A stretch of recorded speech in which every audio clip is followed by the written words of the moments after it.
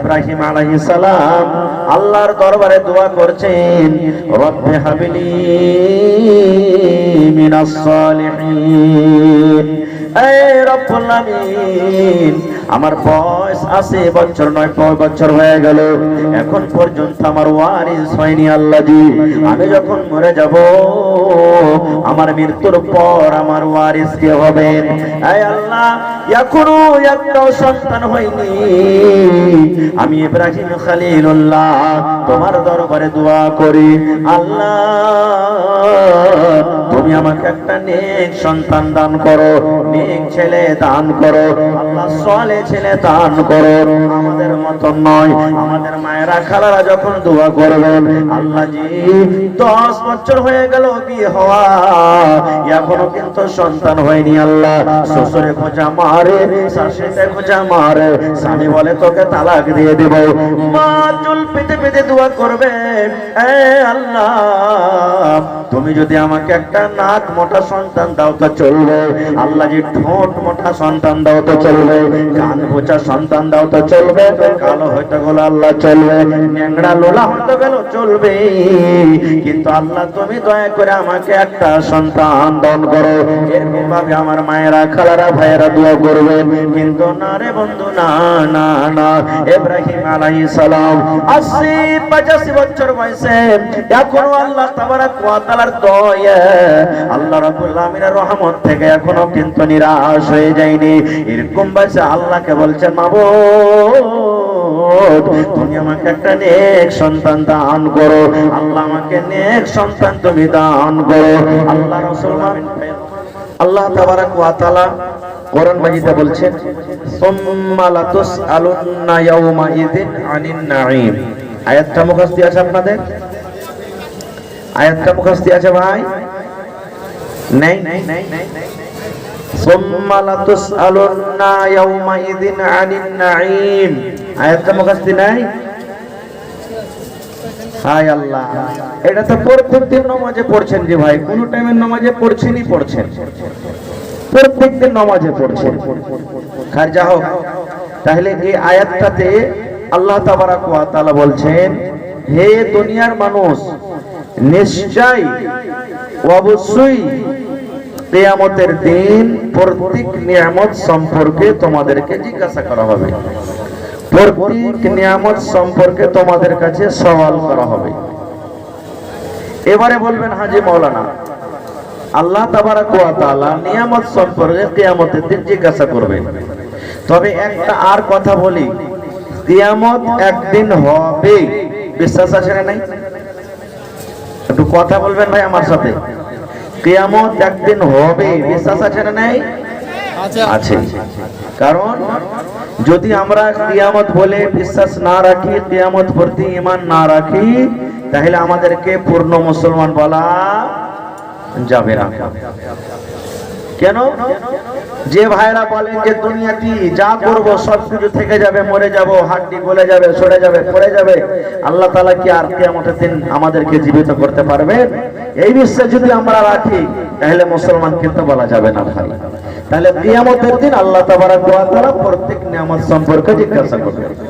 এবার বলবেন, হাজী মাওলানা, আল্লাহর নিয়ামত আছে কত? আল্লাহ তাবারাক ওয়া তাআলা কত নিয়ামত আমাদেরকে দিয়েছেন? আল্লাহ তাআলা নিজে কোরআনে বলছেন, ওয়া ইন তাউদ্দু নি'মাতাল্লাহি লা তুহসুহা। সুবহানাল্লাহ। আল্লাহ রাব্বুল আলামিন বলেন, ওরে দুনিয়ার মানুষ তোমরা শুনে নাও, ওয়া ইন তাউদ্দু নি'মাতাল্লাহি, যদি তোমরা আল্লাহ তাবারাক ওয়া তাআলার দেওয়া নিয়ামত তোমরা যদি গিনতি করতে না গো, তোমরা যদি গণনা করো, গিনতি যদি করো, আল্লাহ রাব্বুল আলামিন বলেন, বান্দারে লা তুহসুহা, তোমরা আল্লাহর নিয়ামত গিনতি করে শেষ করতে পারবে না। এত আল্লাহ তাবারাক ওয়া তাআলা নিয়ামত দিয়েছেন, যদি আমরা গিনতি করতে লাগি, তো আল্লাহ নিজে বলছেন যে আমার নিয়ামত গুণে তোমরা শেষ করতে কখনো পারবে না। এবারে জানতে হবে যে আল্লাহর নিয়ামত কি। কি কি জিনিস আল্লাহর নিয়ামত, সব কথা আজকে বলতে যাব না ভাই। আল্লাহ তাবারাক ওয়া তাআলা যতগুলি আমাদেরকে নিয়ামত দান করেছে, ওই নিয়ামতগুলির মধ্যে একটা নিয়ামত হলো সন্তান, আওলাদ, ছেলে মেয়ে। আচ্ছা বলেন তো, যাকে আল্লাহ তাবারাক ওয়া তাআলা 10টা 5টা ছেলে মেয়ে দান করেছে, সেই তার মমতা, তার মায়া, তার মহব্বত বুঝতে পারবে না। আল্লাহ যে তাকে নিয়ামতটা দান করেছেন, এই মায়া, এই মহব্বত সে বুঝতে পারবে না যে আল্লাহ আমাকে কতখানি বড় নিয়ামত দান করেছে। কিন্তু ওই লোকটাকে জিজ্ঞাসা করেন যে লোকটার এখন পর্যন্ত 8 বছর, 10 বছর, 15 বছর, 20 বছর পুরিয়া গেল, সন্তান হয়নি, সেই সন্তানের কত দরকার এবং সন্তান কি জিনিস, তাকে জিজ্ঞাসা করেন। আপনারা সব নবীর নাম শুনেছেন, আমি বলতে যাব না সব নবীর কথা। একজন নবী হযরত ইব্রাহিম আলাইহিস সালাম, বয়স হয়ে গেছেন 80, 85, 90 বছর বয়স, একটাও সন্তান কিন্তু হয়নি। আল্লাহ তাবারাক ওয়া তাআলার দরবারে দোয়া করছেন। আমাদের মতন নয়, 10 বছর বিয়ে হয়ে গেল, পীর বাবার কাছে আমরা চলে যাব।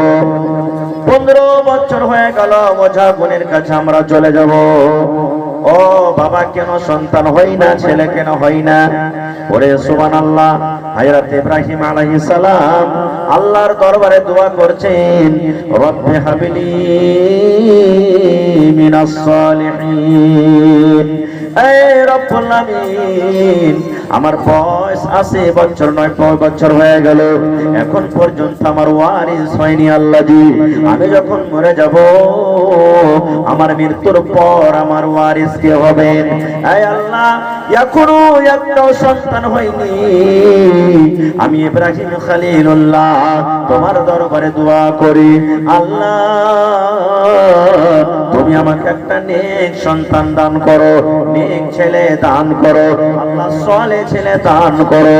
আমাদের মতন নয়, আমাদের মায়েরা খালারা যখন দোয়া করবেন, আল্লাহ জি 10 বছর হয়ে গেল বিয়ে হওয়া, এখনো কিন্তু সন্তান হয়নি। আল্লাহ, শ্বশুরে খোঁজা মারে, শাশুড়িতে খোঁজা মারে, স্বামী বলে তোকে তালাক দিয়ে দেব, মা চুল পেতে পেতে দোয়া করবে, এ আল্লাহ তুমি যদি আমাকে একটা নাক মোটা সন্তান দাও তো চলবে, আল্লাহ জি ঠোঁট মোটা সন্তান দাও তো চলবে, কান বোচা সন্তান দাও তো চলবে, কালো হইতে গেল আল্লাহ চলবে, ন্যাংরা লোলা হইতে গেল চলবে, কিন্তু আল্লাহ তুমি দয়া করে আমাকে একটা সন্তান দান করো।